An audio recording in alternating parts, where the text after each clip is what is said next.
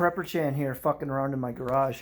I was breaking up the salt with the sledgehammer, and it totally works, but it's not that good. But I found this.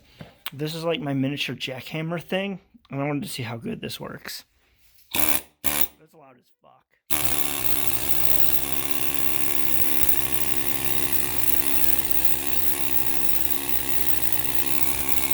I should be wearing glasses for this shit.